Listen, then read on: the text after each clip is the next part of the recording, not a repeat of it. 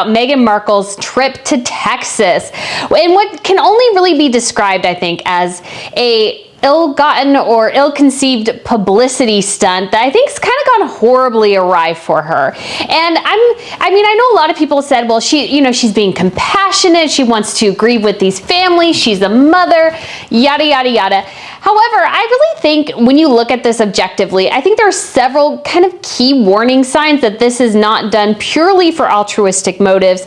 And I think the media caught on to that a bit and has kind of backed off from the story in a way, I think out of concerns, perhaps for her own reputation. Because irregardless of how well-intentioned this was, it just looked like a publicity stunt. Regardless of, whether you like Meghan or don't like Meghan, this just came off looking exceptionally bad for her. And I'm going to give you a couple of reasons why I think that is, and listen to the end and let me know what you think of my conclusions. So if you guys haven't... It's all very, very strange, but it smacks to me of a woman who is lost, who is desperately trying to find something to do, something that will make her lots of money, but can't quite do that. It's almost sad to see. Kev, Meghan uploads this video after the New York trip because she's heading to Washington, D.C. for for some other prestigious event that she doesn't belong at. And it's interesting to watch her recap video of New York because this trip to NYC was meant to highlight Meghan's alleged work related to mental health and the tragic death of children.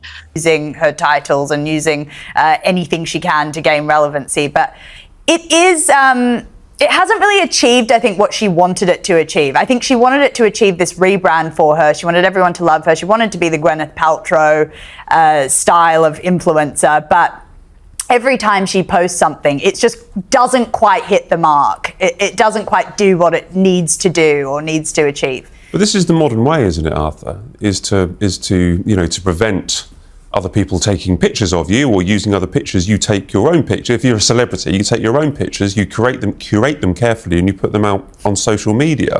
This is what celebrities do in your business. Yeah, they do. Yeah, they like to have them airbrushed, and they like to have them, made to look their very best. Well, Meghan.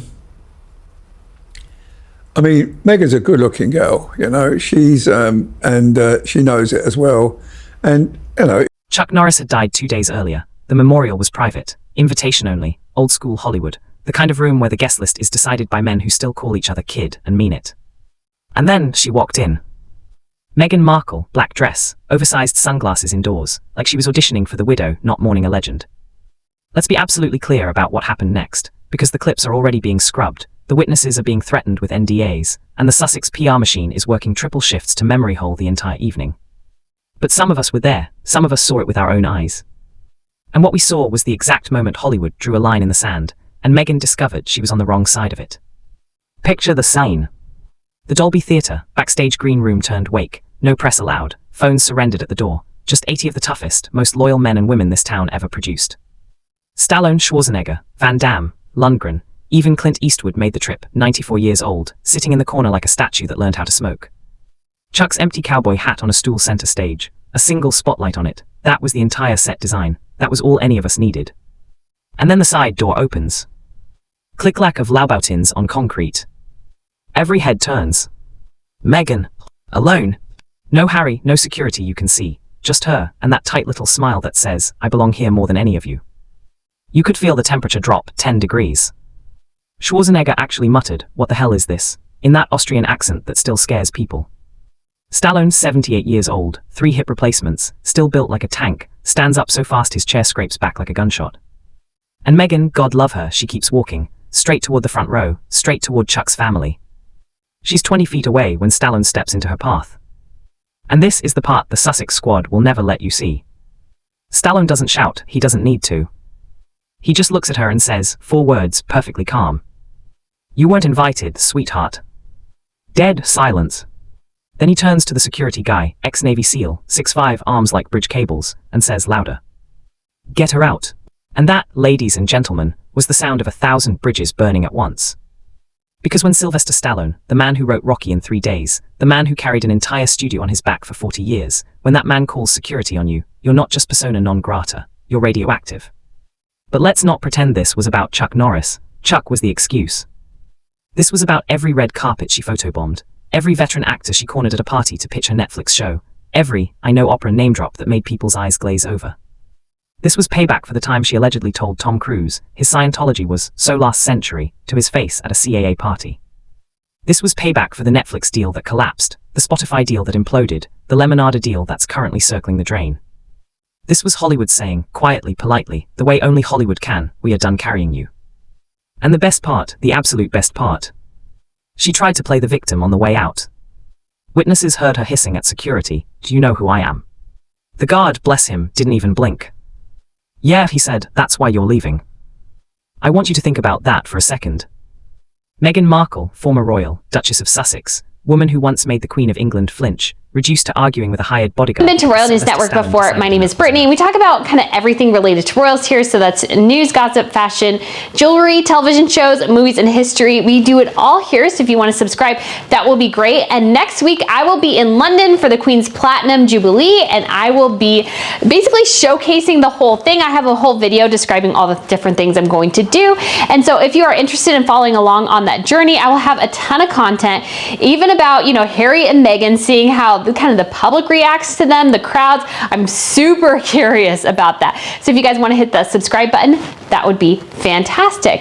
And like I said, today we're talking about, something very serious and I think very kind of critical to understanding how royals function. And that is this tragedy in Uvalde, Texas, where a gunman killed 19 children and 2 school teachers in an elementary school, which is, horribly and utterly tragic. It is a terrible thing to have happened. And yet somehow Meghan Markle is there kind of remembering the kids. It's just very weird. So first warning signs. We also obviously saw some of the pictures come out yesterday. It was kind of a memorial, as I understand, kind of in the kind of town square near the courthouse. And she showed up and there were obviously a crowd of photographers already there. Now, I don't know exactly what the makeup of this is because obviously there's a lot of media in the area to capture, news conferences, events, kind of those sort of things connected to it to kind of educate the broader public about what has happened. And Meghan showed up to lay flowers, and she, I guess, chose one particular cross to lay them by, and we got several very, very clear pictures of her. So this wasn't like a member of the crowd who happened to see her there. It basically just seemed to be solely photographers at this location. That's not just humiliation, that's biblical. But here's what fascinates me most. She didn't have to be there. Harry wasn't invited either. He's in Britain, reportedly furious but powerless, hiding at some mate's estate in Gloucestershire because even he knows this one's radioactive. She came alone. She chose to gatecrash a memorial for a man who once said, on record, that he'd rather be waterboarded than appear on her Archetypes podcast. Think about the level of delusion required. These people weren't her friends, they weren't her colleagues, they barely tolerated her when she had a crown and a title. Now she's just the woman who bullied staff, leaked private letters, and cried racism every time someone asked her to curtsy. And yet she still thought, genuinely believed, that if she just showed up in a £4,000 black dress and the right amount of sympathetic lip quiver, they'd roll out the red carpet. That's not confidence, that's clinical narcissism. The kind that makes you walk into a room full of action heroes, who have collectively killed 10,000 men on screen, and think they're going to bow. She stood there, sunglasses still on, as security formed a human wall. One witness told me she tried to pull the "I lost my friend too" card. Chuck Norris, the man who once joked that the only reason he'd ever meet Meghan was if she played the villain in Expendables 6. Lost her friend. The delusion is breathtaking. And then the murmuring started. Not loud, not dramatic, just old men, tough men, men who have seen everything, whispering the same thing.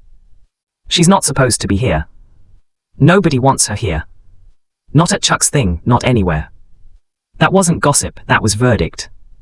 You know what the worst part is? She still doesn't get it. This very morning, Page 6 got a tip that her team is furious about the way she was treated, that they're considering legal options against Stallone for assault. Assault? Because a 78-year-old man asked security to do the job they're paid $1,000 an hour to do. Yes, Your Honor, Mr. Stallone looked at her funny and said words that hurt her feelings. Lock him up, throw away the key. Meanwhile, the rest of Hollywood is quietly toasting Sly like he just won an Oscar, a Nobel Prize, and the lottery all at once. Because he did what none of them had the stones to do. He said no, out loud, in front of God and everybody. Harry and Meghan were going to be awarded Humanitarians of the Year trophies by Project Healthy Minds. I mean, that's just a joke. But Project Healthy Minds, is a serious organisation that does good work. It is about children who have suffered due to mental health, due to online harm, a kind of area that Harry and Meghan are supposed to be active in. Although, apart from a launch video, we can't find any evidence that they've actually ever done anything. But anyway, they go up to collect these awards. We laughed at the fact they're getting these awards. Harry would go to the end of the earth to pick up any old award. Who can forget his Legend of Aviation award that he collected from John Travolta in Beverly Hills, Hollywood, when he couldn't even pass his helicopter pilot's test. He's not even a pilot. It's ridiculous. This guy will take a gong from anyone because he wants to look good in the papers, wants to look good on TV. He's got no shame like that. So we're laughing at Harry and Meghan getting these thoroughly undeserved Humanitarian of the Year awards. That's funny. But the work that Project Healthy Minds does is not funny. It's serious. It's important. And there's Meghan turning it into some sort of glamour trip. And when you see that long line of high heels and her walk-in wardrobe and her lipstick, you think, what happened to the domestic goddess who just liked pottering around on her beehives, making honey and jam? What happened to that? Oh, we're moving into another phase now. And the other thing to note about these videos, of course, is this kind of real pathetic walk-on bit part that Harry plays, standing around in the background while the star of the show hogs the limelight. That, Meghan, is why you will never recover from this. Not because Stallone embarrassed you, but because he proved, in front of the only audience that ever really mattered to you, that your currency is worthless now. The titles, gone, the royal connections, severed, the Hollywood access, revoked permanently, publicly, and with extreme prejudice. You are no longer a player, you're a punchline. And the worst part, even the punchlines don't want you stealing their spotlight. So here we are. Chuck Norris is dead, Sylvester Stallone is a hero twice over. And Meghan Markle just discovered that some doors, once slammed in your face by the right man at the right time, stay locked forever. There's a particular kind of silence that happens when someone crosses a line they didn't even know existed. It's not the silence of shock, it's not the silence of confusion. It's the silence of collective realization, the moment when everyone in the room simultaneously understands that they're watching someone destroy themselves in real time. That's the silence that filled the room when Meghan Markle walked uninvited into Chuck Norris's memorial service. And that's the silence that followed her all the way back out. Welcome to the story nobody in Hollywood wants you to hear. The story about the night the entertainment industry finally stopped pretending, stopped being polite, stopped playing along with the charade. The night Sylvester Stallone called security on the Duchess of Delusion. Let me paint you a picture of what actually happened, because by the time this reaches the mainstream press, it'll be sanitized, repackaged, and sold back to you as a misunderstanding, a cultural clash, a regrettable incident blown out of proportion. But those of us who understand how power actually works in this town, we know exactly what we witnessed. We witnessed an execution. Social, professional, complete. Chuck Norris passed away on a Tuesday. By Wednesday evening, Hollywood's old guard had organized a private tribute, not a publicity event, not a networking opportunity, a genuine gathering of people who actually knew the man, who worked with him, who respected him. The location was kept deliberately vague, invitation only, no plus ones, no exceptions. And somehow, inexplicably, Meghan Markle got the address. Now, let's be crystal clear about something. Security at these events doesn't fail accidentally. These aren't college interns checking names off a clipboard. These are former Secret Service agents who have protected presidents, former Mossad operatives who have extracted hostages from war zones. If someone gets into a room they're not supposed to be in, it's because someone else wanted them there. Wanted to see what would happen, wanted to watch the fireworks. Someone set Meghan up. And she walked right into it. Picture her arrival. The venue is a private estate in Bel Air, gated, guarded, the kind of place where even Google Maps gives up and shows blank space. A town car pulls up, California plates, rental, not even a proper car service. Out steps Meghan, solo, dressed like she's attending the Oscars, not awake, hair professionally blown out, makeup camera ready, that practiced expression of solemn concern that she's workshopped in the mirror 1,000 times. She just wants to make us believe that everything in Montecito is great, and it's not. And you know, about the Instagram page, you know, she's only going to put what she wants to put, and quite honestly, I can't be bothered to looking at it. It was just so boring. Boring, yeah. Do you think it's increasing or decreasing Harry and Meghan's popularity? I think their popularity is in the cellar at the moment. Quite honestly, I really do. I think, as I said last time we did this show, Matt, if Harry had said in that BBC interview, "I'm sorry," you know, we might start thinking there could be a reconciliation. But at the moment, all I'm seeing is him, as you said earlier, acting the victim. And quite honestly, the victim here isn't Harry and isn't Meghan. You know, they're the people that have just abused their position that they had. And you know, I mean, moment the late Queen died, they made their daughter a princess and their son a prince, and yet we never see these royal children. We never see their faces. We never see how they look. You know, we just get what Meghan wants to give us and back views. And why is that? Because maybe she wants to monetize the pictures of the children at some stage, and she sees that as a big deal. You know, and she's American, and that's the way they work in America. You know, they think that's the next big deal, and maybe she's got that worked out already. Well, I mentioned there about popularity. There was, just before we sat down, there was a YouGov poll that was released on royal family favourability. And obviously they're not elected, they're not politicians, so we don't have elections to find out who is the most popular. So it's very hard to know. Yeah. But once again, William and Catherine remain Britain's favourite royals, closely followed by the King. Yep. The King, 6 in 10 have a positive opinion of King Charles. But William and Catherine were way ahead. She's wearing black, of course, but it's the wrong kind of black. Too tight, too expensive, too look at me for a room full of people trying to remember a dead friend. The first guard doesn't stop her, just radios ahead, smirks slightly, he knows what's coming. She walks through the garden, past the fountain, past the men smoking cigars in small clusters, talking in low voices about stunts gone wrong and bar fights in Bangkok. They stop talking as she passes, just stop and stare. Not with recognition, not with interest. With the same expression you'd give a rat that somehow wandered into a wedding reception. She doesn't notice, or pretends not to. That's the thing about Meghan, she's so accustomed to interpreting every reaction as awe that she's lost the ability to recognize contempt. She reaches the main room, 80 people, legends, Arnold Schwarzenegger sitting next to Wesley Snipes, Dolph Lundgren comparing scars with Jean-Claude Van Damme, Clint Eastwood in the corner looking like death personified, nursing what's probably his 4th whiskey. And at the center of it all, Sylvester Stallone, standing guard over Chuck's empty chair like a centurion at a tomb. Meghan walks in. Every conversation stops mid-sentence. You could hear ice melting in glasses. She does that thing she always does, the Diana head tilt, the vulnerable smile, the slight hand flutter that's meant to convey, "I'm just as surprised to be here as you are, but isn't this lovely?" Nobody smiles back. Arnold actually turns his entire body away from her, deliberately, conspicuously, the kind of cut direct that would make a Victorian Duchess gasp. But Meghan keeps walking, because stopping now would mean acknowledging that she's made a mistake, and Meghan Markle has never, in her entire calculated life, admitted to making a mistake. She's heading for the front, for the family section. For Chuck's widow and children, people she's never met, has no connection to, has no business approaching. That's when Stallone moves. Not quickly, not aggressively, with the calm, measured pace of a man who's been in 1,000 fights and knows exactly how this one ends. He steps directly into her path, doesn't touch her, doesn't need to. Just stands there, all 5'9" of concentrated granite and legitimate accomplishment.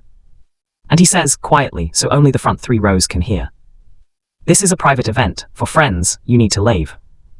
Meghan's smile doesn't falter, it freezes, like a computer program encountering an error it wasn't coded to handle.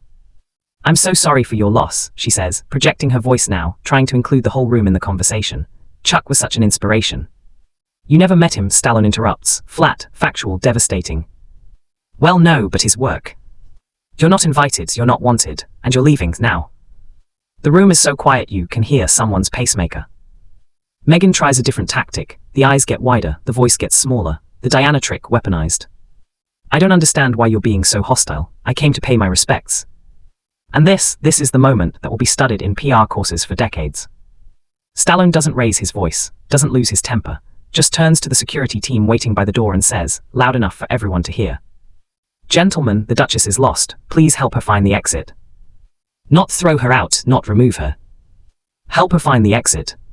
The professional courtesy of it, the surgical precision, the absolute contempt wrapped in impeccable manners.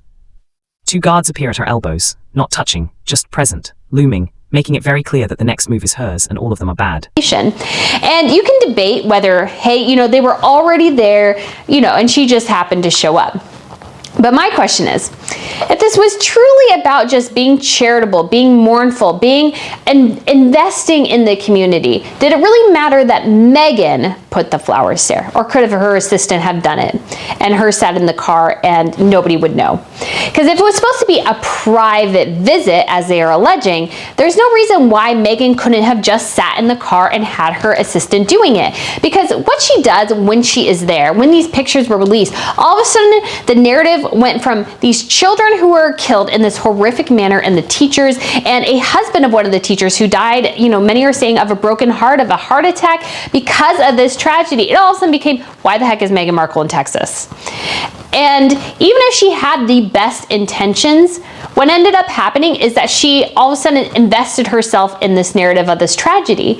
And it's one thing for somebody like Matthew McConaughey to have that happen to him, because that is actually his hometown. So he's actually from that area. He's from Texas. So if his name gets mentioned in a story, that makes sense. And if I saw him there, I wouldn't actually be as surprised or be as frustrated, because this is his hometown. He has invested time and, some of his background in there. So we know that, him going there makes sense. But so far as we've known it, he's actually stayed away. And I think that's important, because what she does when she came there is she kind of created this circus about herself, because it's it immediately became, is Netflix there? Is a photographer there for her?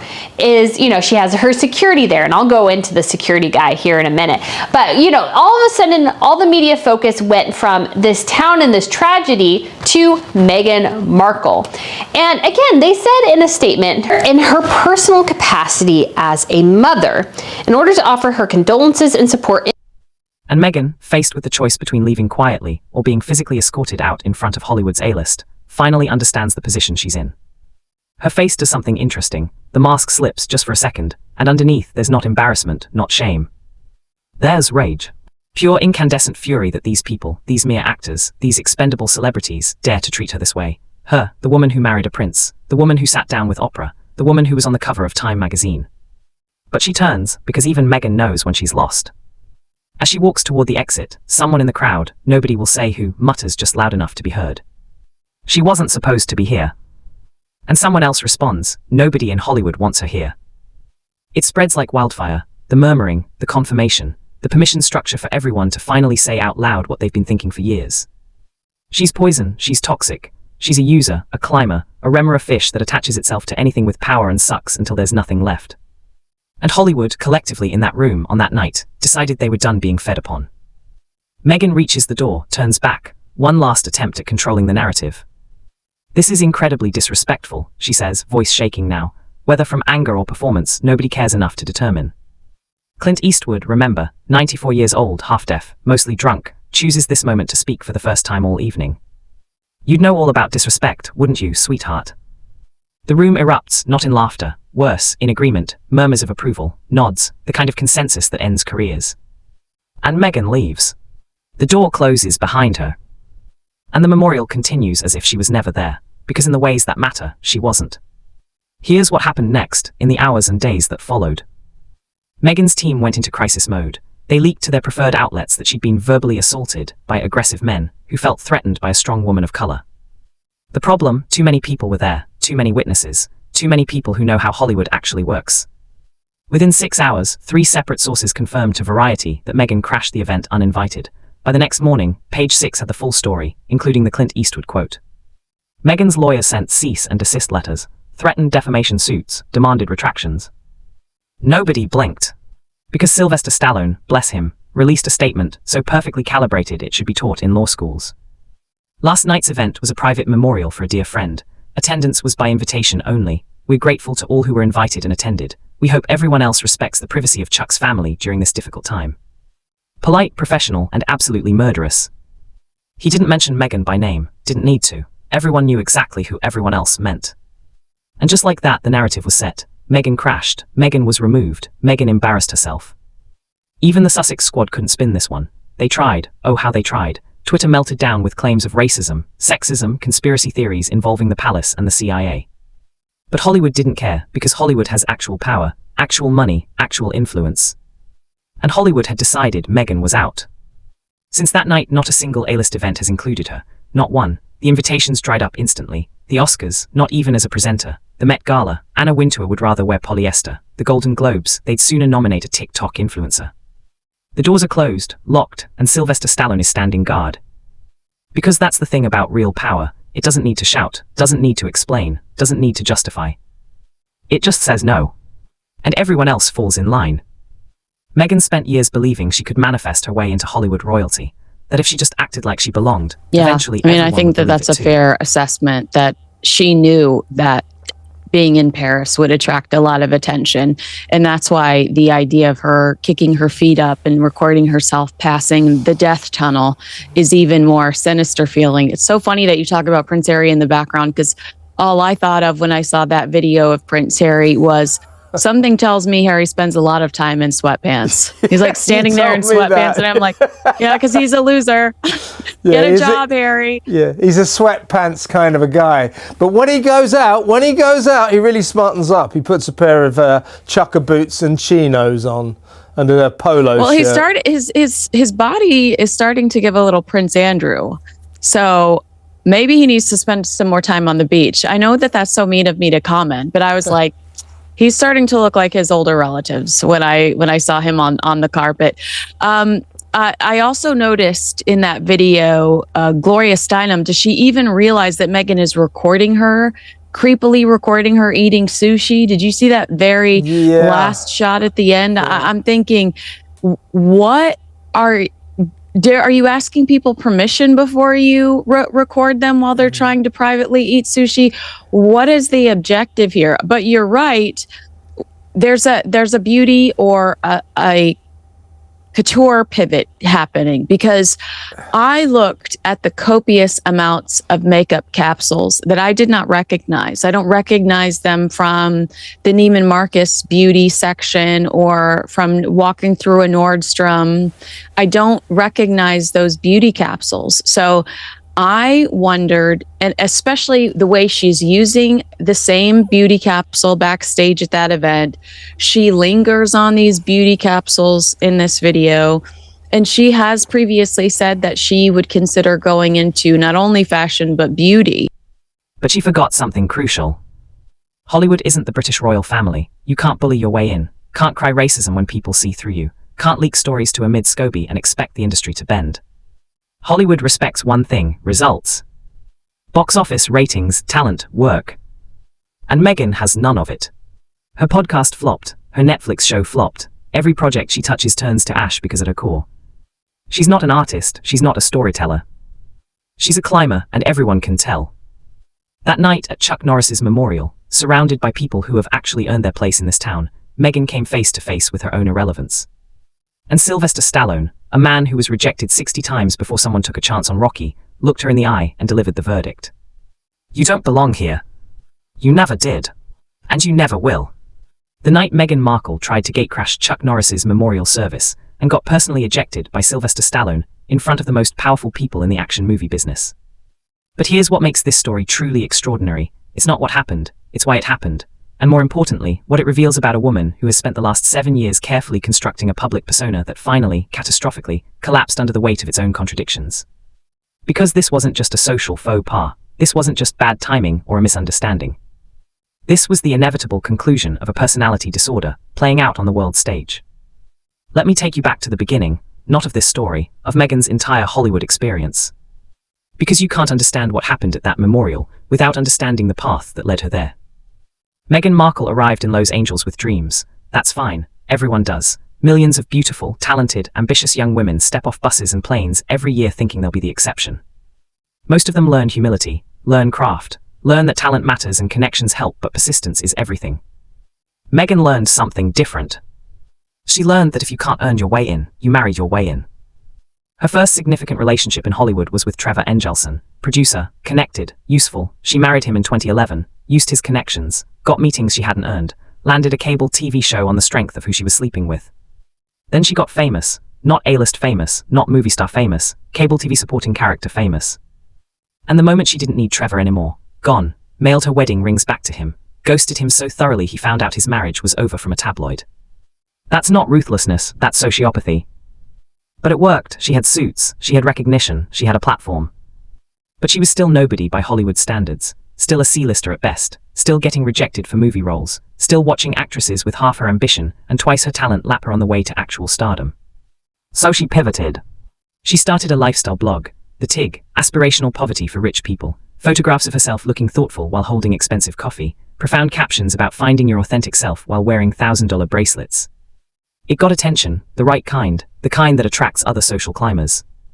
And then she met Harry.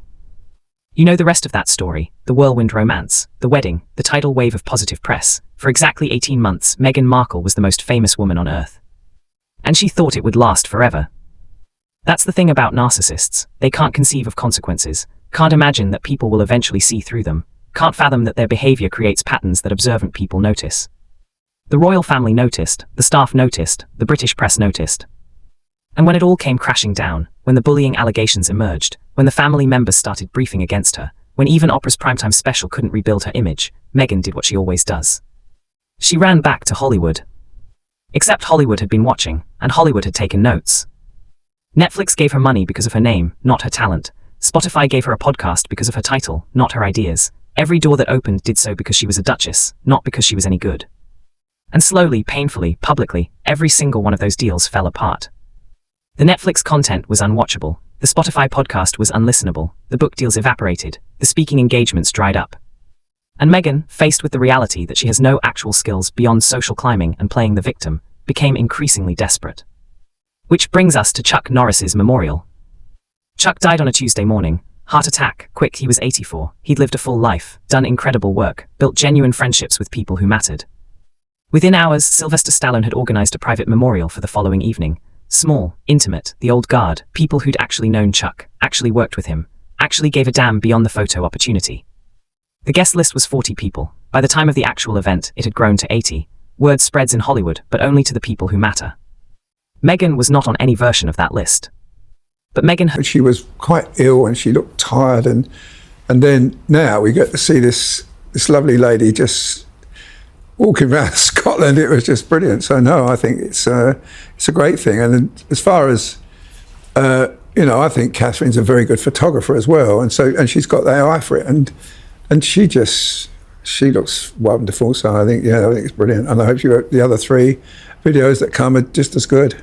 Yeah, well, I imagine this is something she'll get more confidence, or the Wales will get more confident now in producing these videos, and I think we're going to get more and more of them telling their stories on Instagram in the same way that Meghan and Harry are telling us their love story on Instagram. So we're just going to have to be on our phones the whole time trying to find out what's going on both sides of the Atlantic, sadly. Beyonce concert versus the hills of England. No comparison. Yeah.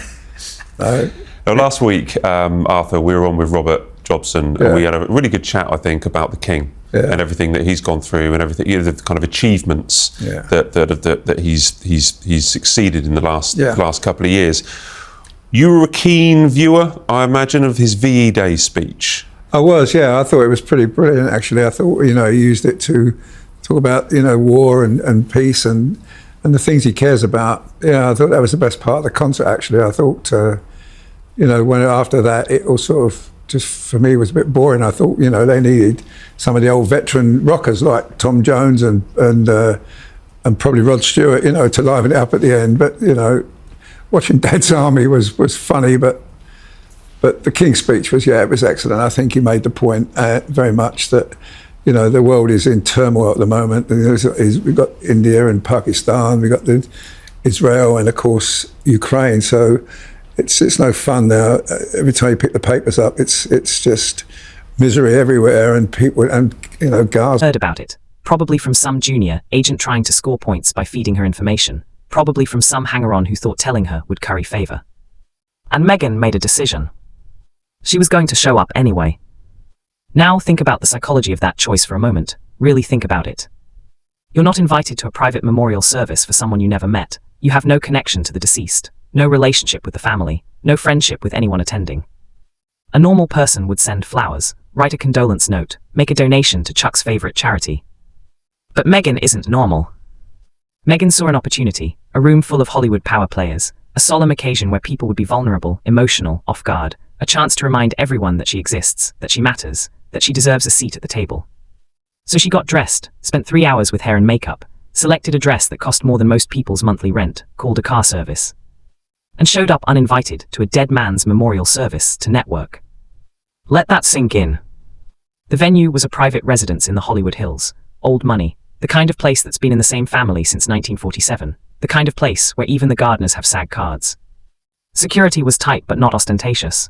2 men at the gate, earpieces, clipboard, professional. Meghan's car pulls up, she gives her name. The guard checks the list, checks it again, radios to someone inside. There's a pause, a long one. Then the guard leans down to her window and says, "Ma'am, I don't have you on the list." And Meghan does what Meghan always does, she weaponizes her status. "I'm the Duchess of Sussex," she says, not as clarification, as threat. The guard doesn't blink, doesn't care. He's worked security for 40 years. He's thrown out actual A-listers. He's unmoved by titles. "Yes, ma'am, I still don't have you on the list." Another pause, you can see Meghan calculating, deciding whether to make a scene at the gate or try a different approach. She tries charm, the smile, the head tilt. There must be some mistake, I'm sure if you check with Sylvester.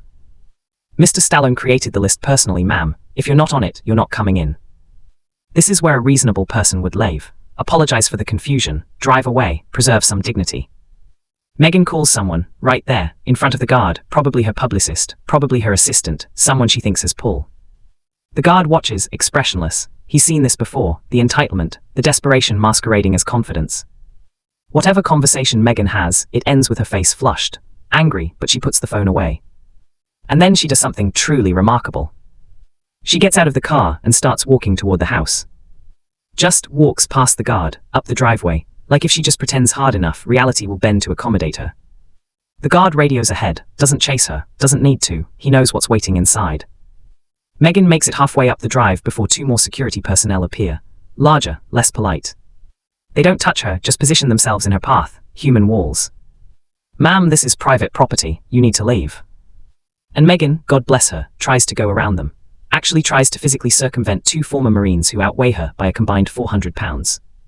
One of them, and this is confirmed by 3 separate sources, actually laughs, not meanly, just in disbelief, in genuine shock that someone could be this delusional. That's when someone from inside the house comes out. Not Stallone, not yet, just one of the organizers, a producer who's worked with Chuck on 6 films, a man with actual gravitas and actual patience. He approaches Meghan with the kind of careful body language you'd use with a confused elderly person. "Ms. Markle, this is a private event, for close friends and family. I'm afraid there's been a misunderstanding." "I knew Chuck," Meghan says, and you can hear the desperation now, the need to justify her presence. "We spoke several times." "When was that?" Silence. "Where did you meet?" Maury silence. Because of course she's lying, of course she never met him. Chuck Norris famously avoided Hollywood social events, lived in Texas, kept to himself. The chances of him crossing paths with Meghan Markle were approximately 0. And she's just been caught in the lie. The producer sighs, not angry, tired. "Ms. Markle, you need to leave, now, or we'll call the police and have you removed for trespassing." And that finally breaks through. Not the embarrassment, not the rejection, the threat of police involvement, the threat of it becoming public, of TMZ getting photos of her being escorted off property by cops. She turns to leave. But she can't help herself, can't resist one final attempt to control the narrative. "This is incredibly rude," she says, loud enough for anyone nearby to hear. Chuck would be ashamed of how his friends are behaving. And that's when Sylvester Stallone himself appears in the doorway. He's been watching, waiting, letting his people handle it, but that comment, that presumption, that's too much. He walks down the driveway, not quickly, deliberately, every eye in the house is watching now through windows. He stops 10 feet from Meghan, looks at her like she's something unpleasant he stepped in. Chuck would be ashamed, his voice is quiet, controlled, lethal. "You didn't know Chuck, you've never done anything Chuck respected. You show up uninvited to his memorial to take selfies and make contacts, and you have the audacity to invoke his name." Meghan opens her mouth, nothing comes out. "You're a user," Stallone continues. "Everyone in this town knows it. Everyone in this town is tired of it, and if I ever see you at another private event, I won't be this polite." He turns to security, get her off the property, if she refuses, call the police. And then he walks back inside, doesn't wait for a response, doesn't need to. The security team moves in, not touching, just encouraging, making it very clear that the conversation is over. Meghan walks back to her car, back straight, head high, the princess exit. But her hands are shaking. The car drives away. And inside the house, Sylvester Stallone returns to Chuck's memorial, returns to people who actually belonged there. Someone asks if everything's okay. Just took out the trash, Stallone says. And everyone understands exactly what he means. The murmuring started immediately, not gossip, confirmation. She wasn't supposed to be here. Nobody in Hollywood wants her here.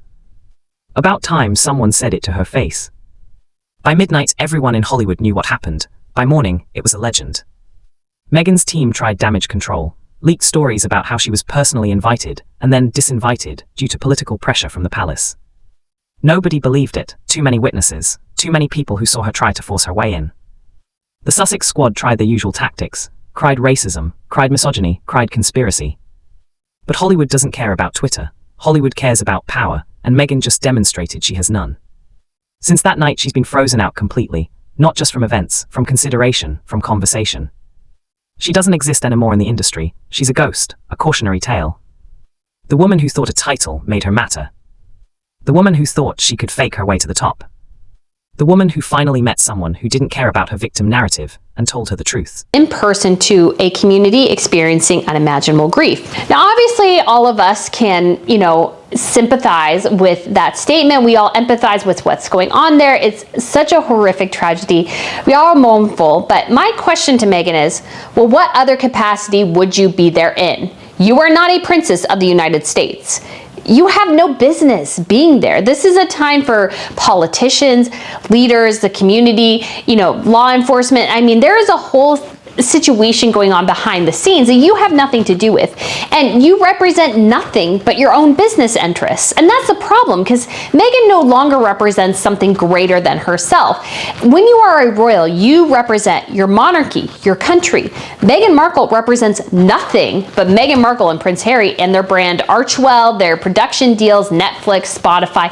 That's what she represents now. She doesn't represent something greater, because anytime the royals show up, they represent a deeper and a cultural significance. There's a deep connection to the people and the royals oftentimes.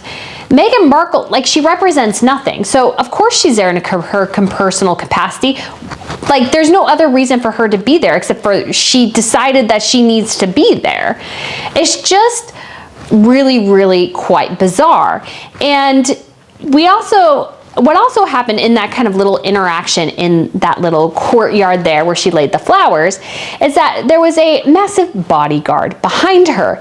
And as it's been reported, this bodyguard used to work for Michael Jackson. And I found this fascinating, and I want to go into kind of greater detail on this because I find it really interesting, is that Harry and Meghan keep hiring these uber elite people in Hollywood, like the creme de la creme. I mean, they must be paying these people enormous six-figure salaries to work for them.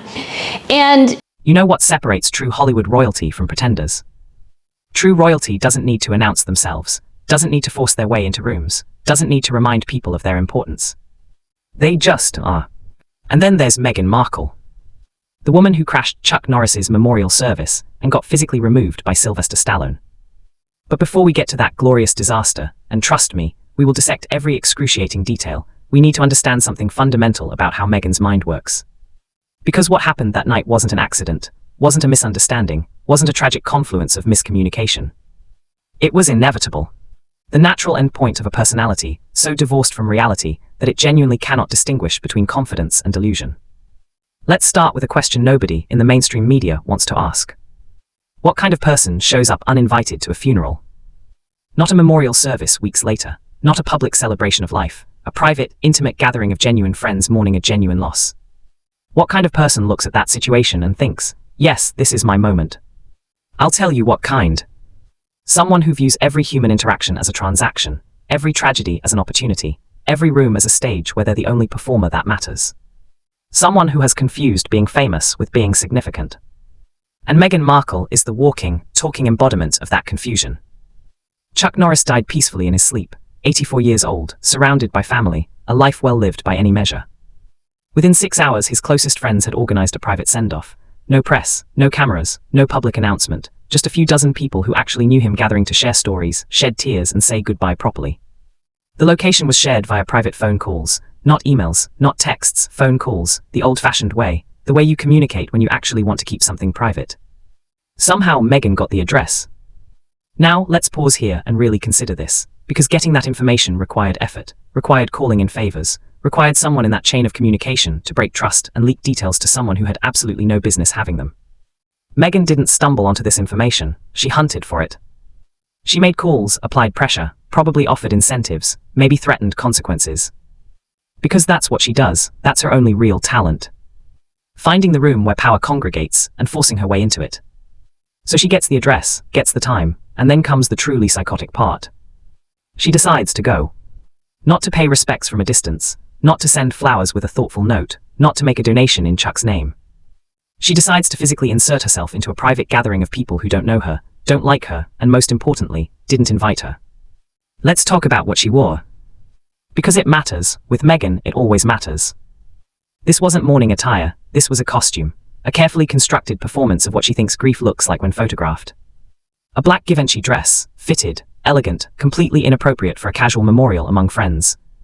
Heels at a wake, 4-inch stilettos for an event where everyone else wore comfortable shoes because they were actually planning to stand, hug, cry, and be human. Sunglasses, oversized, the kind celebrities wear when they want to be recognized, while pretending they don't want to be recognized. And the makeup, fresh, professional, camera-ready. She didn't dress for a funeral, she dressed for a premiere. Because in Meghan's mind, that's what it was. Another red carpet, another chance to be photographed, another opportunity to remind the world she exists. The car service dropped her off at 7:15 p.m. The memorial had started at 6. She was late, deliberately, because walking in after everyone's settled means all eyes turn to you, means you make an entrance. Except this time the eyes that turned weren't admiring, they were confused, then annoyed, then actively hostile. The first person to recognize her was Jean-Claude Van Damme. He actually did a double take, looked at her, looked at the door, looked back at her, his face cycling through emotions so quickly it was almost comical. Confusion, recognition, disbelief, disgust. So of course, so, he's made that point, and, a lot of people take notice of what he says. He never makes speeches without giving it an awful lot of thought. And as you know, I like him a lot, and I do feel that he is, he's a statesman as well as our king. He realises that people listen to what he says, and let's hope Donald Trump's out in the Middle East now. Maybe let's hope he can sort of solve some of the problems there. But the king is he thinks about it carefully, and he always injects a bit of humour into it as well. There was one little joke in there about the late Queen conga line dancing outside exactly. Buckingham Palace. So he always does that to lighten it up a bit, but clever man, yeah.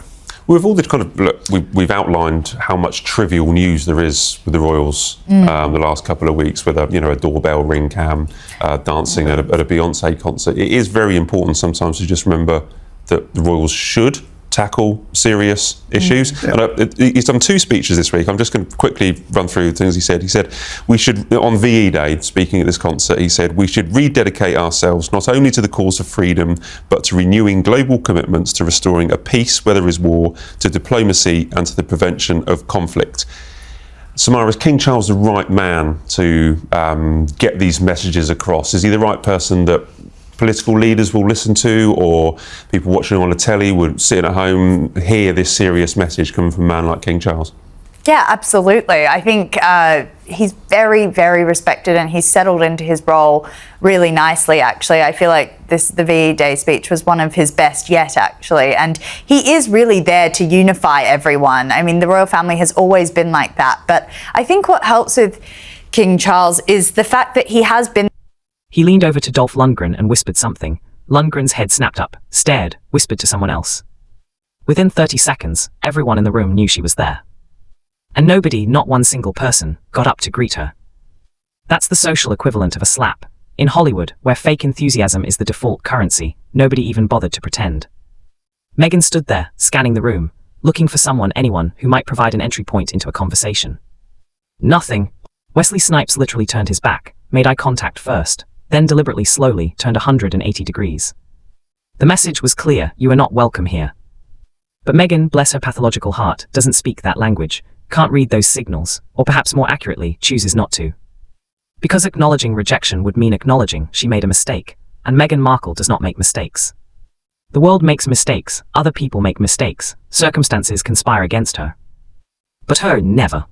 So she started walking deeper into the room, heading toward the center where Chuck's family sat in a small circle of chairs. She made it maybe 15 feet before Arnold Schwarzenegger stood up. Now, Arnold at 76 is still an imposing figure, still carries himself like the bodybuilder, action star, and governor he's been, still commands a room without saying a word. He didn't approach her, just stood, positioned himself between Meghan and Chuck's family, a human barrier. And waited. Meghan stopped, had to, because walking past Arnold would mean physically pushing past him, and even she isn't that far gone. Can I help you? Arnold's accent makes even polite questions sound like threats. I'm here to pay my respects, Meghan said, voice soft, vulnerable, the Diana imitation she trots out whenever she needs to seem sympathetic. To who? Beat of silence. To Chuck, obviously. You knew Chuck. Well, not personally, but... Then why are you here? And there it is, the question that cuts through all the performance, all the pretense, straight to the rotten core. Why are you here? Meghan's mouth opened, closed, opened again. She had no answer, because the real answer, I'm here to be seen, to make connections, to remind Hollywood I exist, can't be said out loud. That's when Stallone appeared at Arnold's shoulder. If Arnold is imposing, Stallone is terrifying. Not because of his size, because of his eyes. The man has seen and done everything, fought every fight, won every war that matters. And he looked at Meghan like she was something that crawled out from under a rock. You need to leave, he said, no preamble, no politeness, just fact. Excuse me, Meghan's voice went up an octave, the victim routine deployed. This is a private event, you weren't invited, you're not wanted, leave. I have every right to be here. No, Stallone interrupted. You don't, this isn't a public memorial, this isn't a networking event, this is friends and family mourning someone they actually knew, you're trespassing. Meghan's face did something interesting, the mask slipped, for just a moment you could see the calculation, the gears turning. Could she cry? Would tears work here? Could she play the persecution card, scream about sexism, racism, whateverism might generate sympathy? She looked around the room, every single face stared back with the same expression. Get out. Even the caterers looked uncomfortable for her. I think there's been a misunderstanding, she tried, stalling, playing for time, hopping someone anyone would... It draws extra attention to them in a way. Yeah, they're not doing enough work really to make it worthwhile paying these people exorbitant amounts of money. But getting back to this bodyguard guy, it's like she is drawing attention to herself, having this massive guy there who is actually recognizable to the media. You know, when Catherine actually did go and lay flowers for a woman who was killed in London, she did this kind of on her own, and there was a video that came out about it, but it was very much, you know, there weren't like a ton of photographers covering her. There was, you know, because I think the confusing thing with Meghan is that it was only camera people there. Like, there didn't seem to be many citizens there. She didn't walk up with other citizens. It were just cameras. And so it's like, well, what are you doing there? But Catherine, it was a vigil for this woman who was killed in London. Catherine, who spent much of her young adulthood in London, oftentimes walking by herself at night or during the day, and she was harassed by photographers a lot because that was kind of during the heyday of the paparazzi. And so she was followed and harassed, and this woman was killed in London. She was killed by actually a police officer, and so it was a huge tragedy, huge outrage, and there was this vigil area where people from the public could gather to mourn and kind of recognize the danger that women face sometimes in, you know, a city like London. And so she came there in a personal capacity, and there was a video that emerged, but it was not like, you could tell it was a camera phone video. You could tell that, you know, either you could give her, you know, say maybe a staff member of hers took it. However, it looked enough like she was just in the crowd in general that you could have the illusion that she just did it completely personally. As I understand it, it was actually a journalist who kind of saw her there and recognized her. But when she's walking away especially, you couldn't recognize her. And the most important thing, the most interesting thing... ...intervene on her behalf. Nobody moved. The only misunderstanding, Stallone said, voice dropping lower, is you thinking you could walk in here uninvited and nobody would say anything. That stopped working for you 2 years ago. We're done pretending. You need to go right now. He gestured to the security team positioned near the entrance. 2 men, both built like industrial refrigerators, started walking toward her. And that's when Meghan played her final card. "Do you know who I am?" 5 words that have ended more careers in Hollywood than cocaine and embezzlement combined. Because everyone in that room absolutely knew who she was. The woman who married a prince and couldn't handle the job. The woman who cried to Oprah about how hard it is to live in a palace. The woman who bullied staff and then claimed victimhood when called out. The woman who has spent 7 years playing dress-up as a humanitarian while doing absolutely nothing of substance. They knew exactly who she was. That was the problem. Stallone smiled, not with warmth, with the kind of cold satisfaction that comes from finally saying what everyone's been thinking. "Yes, sweetheart, we know exactly who you are, that's why we want you gone." He nodded to security. They moved in, professional, calm, arms extended to guide, not grab. "Ma'am, please come with us." Meghan looked around desperately, looking for allies, for anyone who might object to her removal. Wesley Snipes was checking his phone. Van Damme was suddenly fascinated by the ceiling. Arnold had already returned to his seat. Even the people who might have felt sorry for her, and there had to be a few, human decency being what it is, stayed silent. Because Hollywood runs on social currency, and being the person who defended Meghan Markle in that moment would have cost more than anyone was willing to pay. The security team escorted her to the door, not roughly, but firmly, with the kind of professional courtesy that somehow makes it worse. As they reached the entrance, Meghan turned back, one last attempt to salvage something from the disaster. "This is disgraceful," she announced to the room. "Chuck Norris stood for honor and respect. None of you are honoring his memory by treating me like this." The room stayed silent for 3 long seconds. Then someone laughed, a short, sharp bark of genuine amusement. Then someone else. Within seconds, half the room was chuckling, not cruelly, just at the absurdity, at the sheer audacity of someone who crashed a funeral lecturing the deceased's actual friends about respect. Meghan's face went white, then red, then white again. She turned and walked out under her own power. Pride wouldn't let her be physically removed. The door closed behind her. Inside, someone started clapping, slowly, then others joined. Within seconds, Sylvester Stallone was receiving a standing ovation. Not for removing Meghan, for doing what everyone in Hollywood has wanted to do for years. Saying no out loud in public with witnesses. The memorial continued, stories were shared, tears were shed. Chuck was properly honored by people who actually loved him. Meghan sat in her rental car for 20 minutes, engine off, just sitting, trying to process what happened. Because in her carefully constructed reality, this outcome wasn't possible. She was the Duchess, she was special, she was entitled to access, to deference, to respect. And for the first time in her adult life, none of that mattered. Titles don't work in Hollywood, not British ones anyway. You can't curtsy your way into power here, can't demand respect based on who you married. You earn it through work, through talent, through actually giving a damn about something other than yourself. And Meghan has earned nothing. Her team went into overdrive, called friendly journalists, planted stories. Sources close to the Duchess reported that she'd been verbally assaulted and physically intimidated by threatened men. But too many people were there, too many real witnesses with real credibility. The truth leaked within hours, not through tabloids, through industry insiders, through the whisper network that actually runs Hollywood. By midnight everyone knew, by morning it was legend. Meghan Markle crashed Chuck Norris's memorial. Sylvester Stallone personally threw her out. She embarrassed herself in front of everyone who matters. The invitations that were already scarce, they stopped completely.